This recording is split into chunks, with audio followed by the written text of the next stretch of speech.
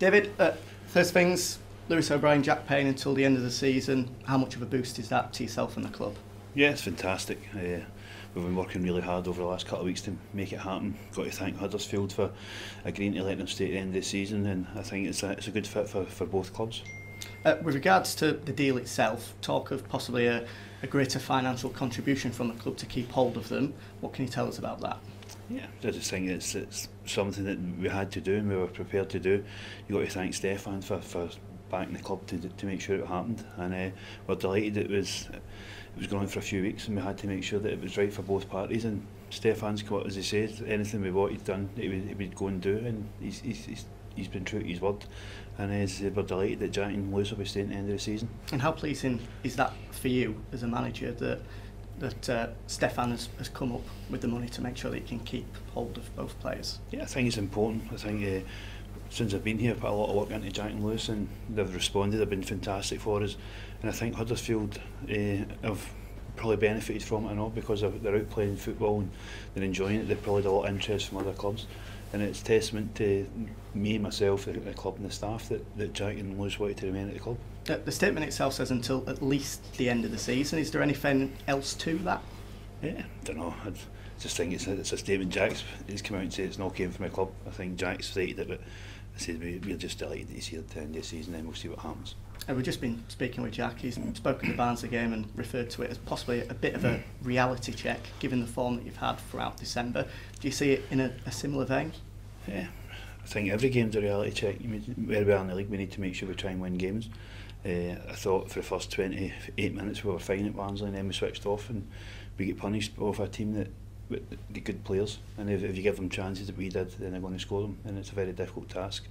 But as I say, these are the teams that are top of the league, and they're top of the league for a reason, and we need to make sure that we're fully focused on the teams round about us. With regards to those sort of moments where they switched off, is the break from the Accrington game, do you think that had any bearing at all in it, the fact that almost they had the weekend off?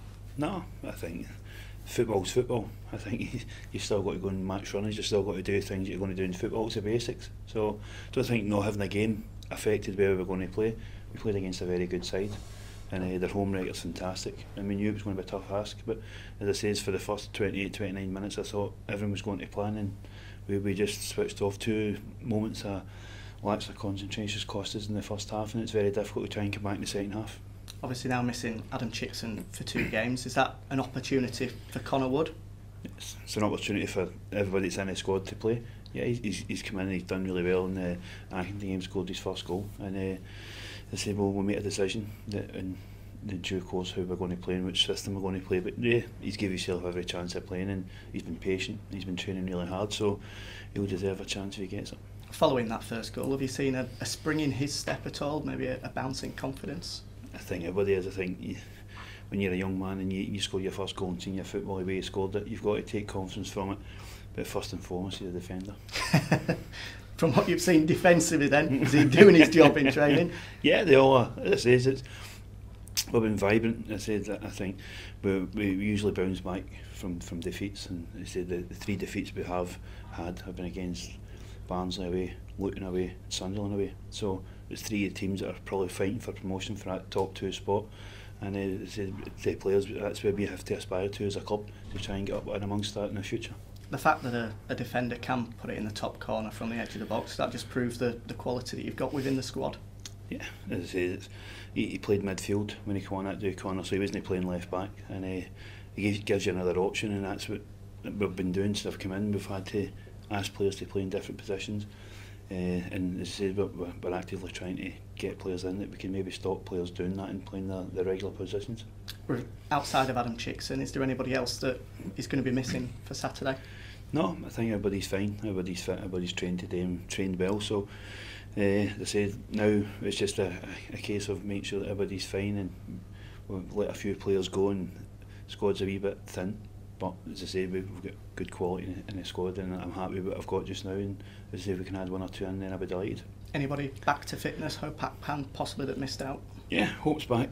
Just as I said last week against Barnsley, it was important that Hope was coming back for 1 game and then breaking down and out for maybe 2 or 3, so it was important that I thought we spoke to Chris about the physio, and he said better give them a run out, and then hopefully give him another week of training, and hopefully he doesn't break down in training again, and he looks sharp the whole week in training, so it's another positive for us. Is he the only one that's returned from fitness? No, as I said, Luke Colville's joined in training today, so hopefully he'll be back to get another day's training tomorrow, and it's been the same. Maybe we've took Luke back a week too early because of numbers, and it says he's broke down, but he's had 2 weeks with physios, and he's had a grueling 2 week schedule, so hopefully he'll be fit and we can get him back in the squad for Saturday.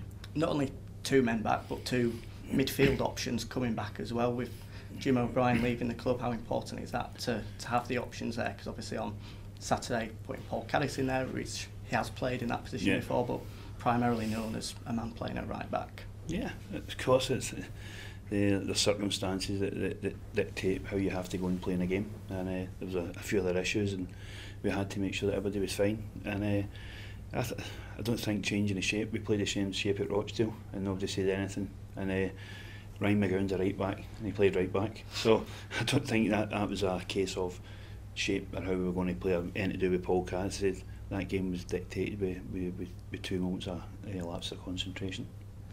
Looking at Southend, what are you likely to expect from them? Sort of up and down form. I think in the past 5 games they've won 3, lost 2. Yeah, I know Chris well, and I know it's going to be a difficult game.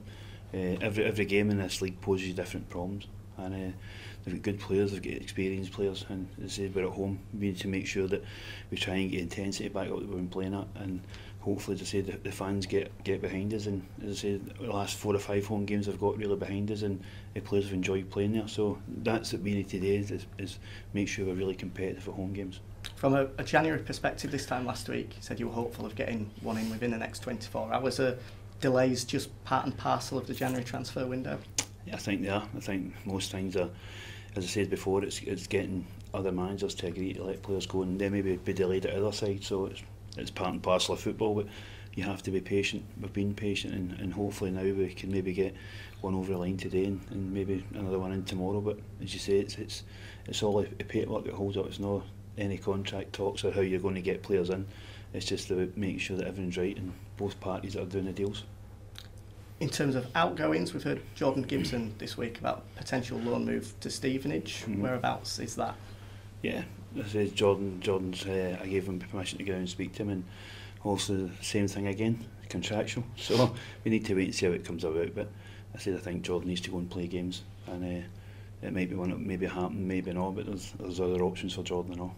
Is there anybody else in the squad that may benefit from a loan spell in this second half of the season? Yeah, I think there's a few. There's a few players that's not been in the squad.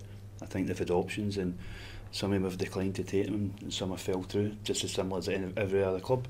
So it's the players who are looking for clubs know who they are, and I know who they are, and they need to make sure. I think they've got to go and try and get clubs and try and play football, because the window shuts in a couple of weeks' time, and I think you've got to go and play football, or else it's going to be a long time between January and the summer. So is it frustrating for you that these players that you're speaking of, as you say, have turned down the offers that have been given to them? No, it's not frustrating for me. If you're a player, I think it's more frustrating for yourself. I think you have to want to go and play football, and you have to want to go and make sure that you're in a short window and you want to play. And sometimes players don't want to do it, but as I say, that's completely up to them. Why do you think they've turned down those opportunities? I don't know, you need to ask them. No problem. In terms of the incomings, is there anything you can tell us about them at this stage? Yeah, there's a few. There's a few we're quite close to, but it's the same thing again. We need to make sure that everything's done properly. Hopefully, we maybe get one over the line today, which would make that a wee bit strong in the middle of the park. And then after that, we've got 2 or 3 options that we have to try and wait and see where they are, because we've been working really hard to try and get them in. But as I said, over the next couple of weeks, I think the window will start heating up a wee bit once players start getting freed or maybe released from their contracts, and then I think towards the end of the window we get a bit busier. Top man.